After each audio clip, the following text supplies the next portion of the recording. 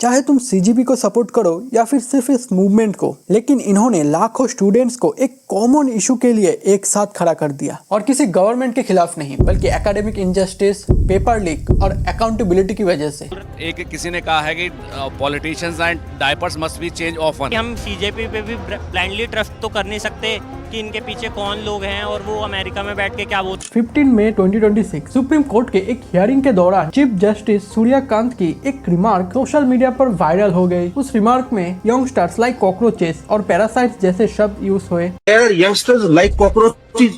They don't get any employment. They don't have any place in profession. Some of them become media. Some of them become social media. Some of them become RTI activists. Some of them become another activists, and they start attacking everyone. And you people file contempt petition because High Court is not taking up the matter of as if there are already parasites in society. You attack you people, you attack the system. खैर बाद में उन्होंने clarification भी दी कि ये remark unemployed youth के लिए नहीं, बल्कि फेक डिग्रीज लाके प्रोफेशंस में आने वाले लोगों के लिए है। What I had specifically criticized were professions like the bar with the aid of fake and bogus degrees. Similar persons have sneaked into the media, social media and other noble professions as well, and hence they are like parasites. It is totally baseless to suggest that I criticized the youth of our nation. लेकिन तब तक internet react कर चुका था। एक किसी ने कहा है कि politicians and diapers must be change often.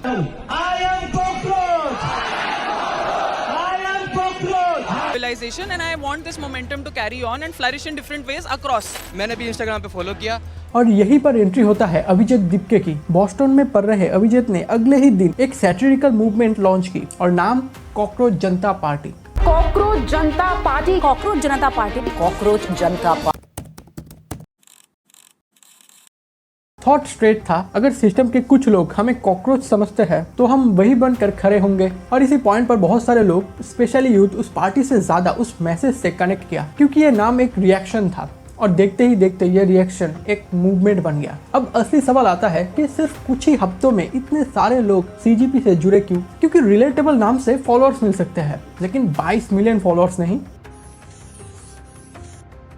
अगर तुम सीजीपी के कमेंट्स, सपोर्टर वीडियोस और पब्लिक स्टेटमेंट्स देखो तो एक ही टाइप का फ्रस्ट्रेशन बार बार दिखता है। Competitive exams, recruitment delays and paper leak controversy. CGP ने पहले से ही अपना फोकस इसी पर्टिकुलर ऑडियंस पर रखा है, स्टूडेंट्स, जॉब एस्पिरेंट्स और यंग वोटर्स। और ये सारे मुद्दे वैलिड है, 100% इनके बारे में आवाज उठाना चाहिए।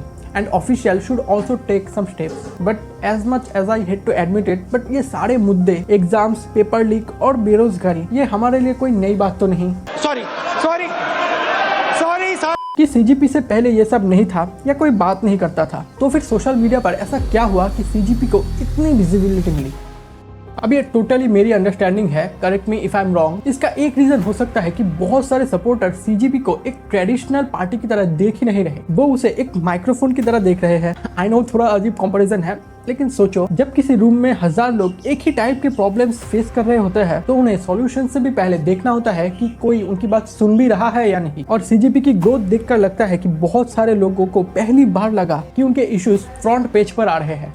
ये अशोक इस देश के एक जेंजी सार्थक ने going to address few issues. तो मैं कॉकरोच जनता पार्टी। अब इस मूवमेंट का सोल्यूशन कितना प्रैक्टिकल है, इसका फ्यूचर क्या होगा, उनके मेन हेड का एक्चुअल मोटिव, वो सब अलग डिस्कशन है। लेकिन जो प्रॉब्लम्स डिस्कस हो रहा है उन्हें इग्नोर नहीं किया जा सकता। और शायद इसी वजह से लोग सिर्फ सीजीपी को फॉलो नहीं कर रहे, वो उन इश्यूज को फॉलो कर रहे हैं जिन्हें सीजीपी बार बार स्पॉटलाइट में ला रहा है। लेकिन जैसे जैसे सीजीपी का ग्रोथ हुआ वैसे ही कुछ फेयर सवाल खड़ा हुआ, जैसे कि क्या वाकई सीजीपी उतनी पॉलिटिकली इंडिपेंडेंट है जितना वो क्लेम करता है? फाउंडर अभिजीत दीपके के पॉलिटिकल काउंसल्टिंग बैकग्राउंड को लेकर डिस्कशन होते रहे हैं। देन रिसेंटली सीजीपी का स्पोकन पर्सन्स अनाउंस हुआ, सौरभ दास, विजेता दाहिया, आशुतोष रांका।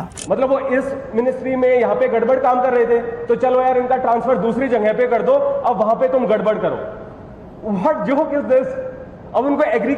इनमें से विजेता दाहिया पहले ध्रुव राठी के साथ स्क्रिप्ट राइटर और रिसर्चर के रूप में काम करते थे। आशुतोष रांका का नाम पहले आप से जुड़ा सर्कल्स में भी देखा गया है। अब ऑब्वियसली इससे ये प्रूव नहीं होता कि सीजीपी किसी पार्टी का एक्सटेंशन है और ना ही क्रिटिसिज्म ऑटोमेटिकली गलत है।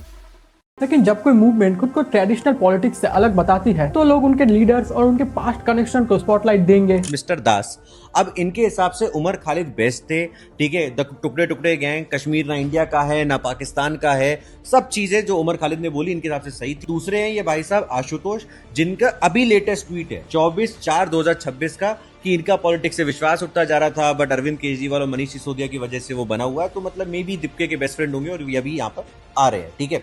तीसरे हैं धैया करके कोई, इनको बताया जाता है कि ये ध्रुव राठी के कंटेंट राइटर और सलाहकार थे, कि वो उसको बताते थे। ये भी नेचुरल है और डेमोक्रेसी का ही पार्ट है, क्योंकि क्वेश्चन सिर्फ गवर्नमेंट से पूछे नहीं जाते, मूवमेंट से भी पूछना जायज है बिल्कुल। साथ ही किसी मूवमेंट को इंस्टाग्राम पर सपोर्ट करना बहुत आसान है, पर क्या वही सपोर्ट ग्राउंड पर भी दिखेगा? और इस क्वेश्चन का जवाब भी हमें दिख गया। तो भाई साहब इतना बड़ा प्रोटेस्ट तो मैंने अब तक नहीं देखा वे।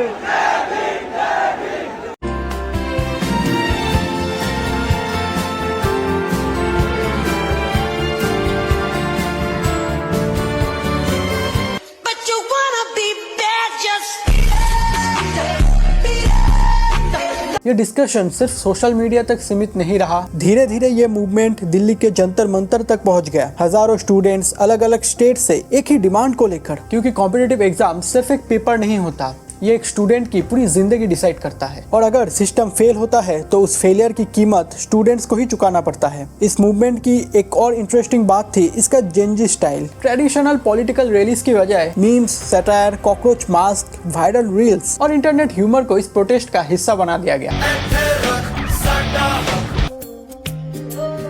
मेरी नींद जैसे पहली बार टूटी है, आंखें कॉकरोच है, मैं लखनऊ से आया हूँ।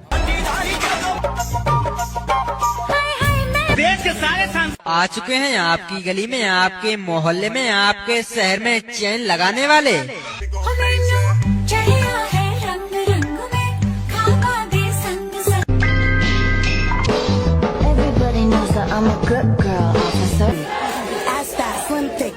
जिन्हें अक्सर सोशल मीडिया जनरेशन बोला जाता है, उसी जनरेशन ने रोड पे आकर दिखा दिया कि ऑनलाइन या ऑफलाइन दोनों जगह आवाज उठाई जा सकती है। फिर प्रोटेस्ट को एक और बड़ी मोरल सपोर्ट मिला जब educational reform activist Sonam Wangchuk sir भी जंतर मंतर पहुंच गए। उन्होंने स्टूडेंट्स के साथ बैठकर उनकी डिमांड्स का सपोर्ट किया और बाद में हंगर स्ट्राइक भी शुरू की। उसके बाद आया 20 जुलाई 2026 मार्च टू पार्लियामेंट। हजारों प्रोटेस्टर्स पार्लियामेंट की तरफ मार्च करना चाहते थे, लेकिन ऑब्वियसली दिल्ली पुलिस उन्हें रोक देगा। यहाँ पे सिचुएशन टेंस हो गया और ये विजुअल्स पूरे देश में वायरल हो गए।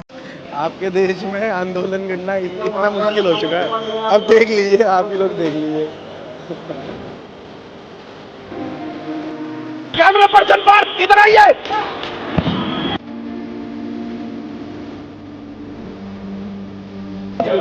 मैं मीडिया से हूँ सर, आप नहीं कर सकते हैं सर, हाथ दिखाइए। आपको हम लोगों को लाठी नहीं मारनी चाहिए थी।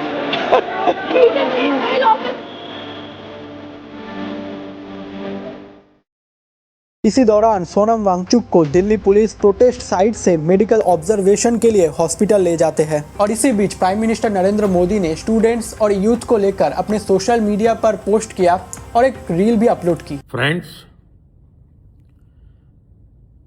मैं जानता हूं कि पेपर लीक एक कोई मामूली विषय नहीं है। लाखों विद्यार्थी और उनके अभिभावकों के लिए बहुत ही पीड़ादायक है। और अब ये सिर्फ एक इंटरनेट ट्रेंड नहीं रहा। और इस पूरे मूवमेंट की सबसे बड़ी डिमांड क्या थी? स्टूडेंट्स अकाउंटेबिलिटी मांग रहे थे, खासकर नीट पेपर लीक के कंट्रोवर्सी के बाद एजुकेशन मिनिस्टर धर्मेंद्र प्रधान के रेजिग्नेशन की डिमांड मूवमेंट का सेंट्रल पॉइंट था। और आखिरकार लगातार प्रेशर, प्रोटेस्ट और नेशन वाइड अटेंशन के बाद 25 जुलाई 2026 धर्मेंद्र प्रधान ने अपने पद से इस्तीफा दे दिया। We are in Jantar Mantar minutes after Union Minister Dharmendra Pradhan sent his resignation to the Prime Minister.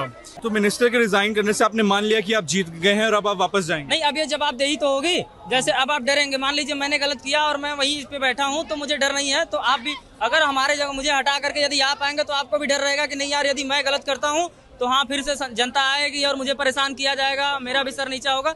फिर बात ये ऐसी बात नहीं, गलतियाँ नहीं होंगी, होंगी, फिर आगे होती रहेंगी, लेकिन हाँ इससे थोड़ा सा डर का एक माहौल बनेगा। इसके बाद सीजीपी ने जंतर मंतर प्रोटेस्ट खत्म करने का अनाउंसमेंट किया। उन्होंने इसे एंड नहीं बल्कि एक बिगिनिंग बताया। लेकिन अगर इस मूवमेंट ने हमें एक चीज याद दिलाई है तो वो ये है कि स्टूडेंट्स, यूथ, इन सबका आवाज तभी तक कमजोर रहता है जब तक वो अलग अलग बोलते हैं। जिस दिन वो एक साथ बोलते हैं तो पूरा देश सुनता है। और शायद इस पूरी कहानी की सबसे बड़ी जीत किसी एक पार्टी की नहीं थी बल्कि उस सोच की थी जो हर पेपर लीक, हर रिक्रूटमेंट डिले, हर वो एकेडमिक इंजस्टिस के बाद बस इतना कहकर चुप रह जाता है कि अब क्या ही कर सकते हैं।